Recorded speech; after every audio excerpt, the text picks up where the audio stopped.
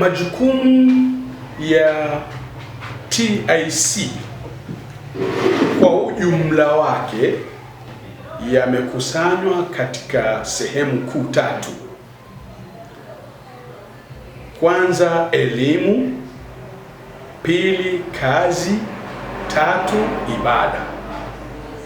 Elimu, kazi na ibada. Tukianza na sehemu ya kwanza kwenye elimu. Kwenye elimu, lengo kubwa la kuiasisi jumuiya hii, kuianzisha jumuiya hii, kwanza ni kuielimisha jamii ya Watanzania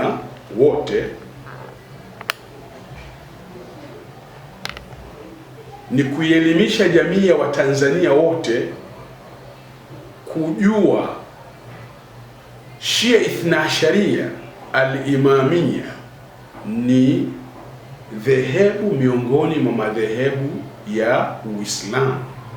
Yani jamii ya Kitanzania ijue katika Waislamu kuna dhehebu la Shia Ithna Asharia al-Imamia.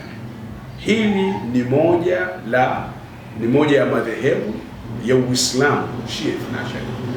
Kwa hivyo ili kuelimisha jamii ya Kitanzania ijue kwamba kuna kitu kinaitwa Shia Ithna Asharia katika Uislamu, utaona jumuiya hii ilijikita kusomesha jamii ya Kitanzania kujua ushia ni nini, yani Uislamu wa madhhabu ya Shia Ithna Asharia ni nini na ni upi na wako wapi pia mashia, ili kuweza kuweka uwiano sawasawa na madhehebu mengine ya Kiislamu ndani ya Jamhuri ya Muungano wa Tanzania, kwamba hawa watu ambao ni wafuasi wa Ahlul Bait wanaoitwa Shia Tanzania pia wapo, na sio tu wapo rasmi kwa kupitia jumuiya yao ya TIC, Tanzania Ithna Asharia Community.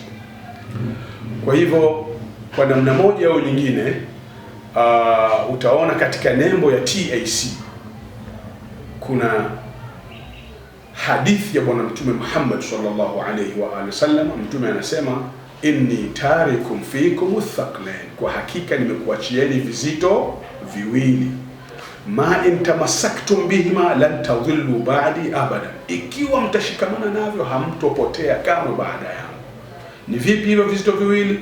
Sema, kitabu Allahi wa itrati ahli bait. Kwanza ni kitabu cha Allah tabaraka wa taala ambao ni Al-Qur'an Al-Karim. Cha pili ni ahli baiti zangu, familia yangu, ambao ni maimamu familia ya Bwana Mtume Muhammad sallallahu alayhi wa alihi wasallam.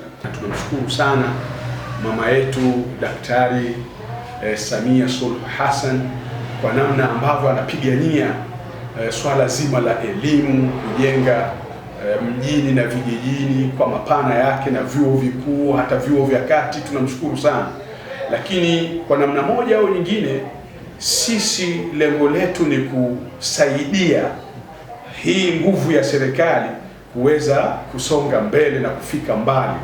Kwa hivyo tunaiomba Jamhuri ya Muungano wa Tanzania, pia serikali yetu pendwa, ikiwa itawezeshwa na ikiwa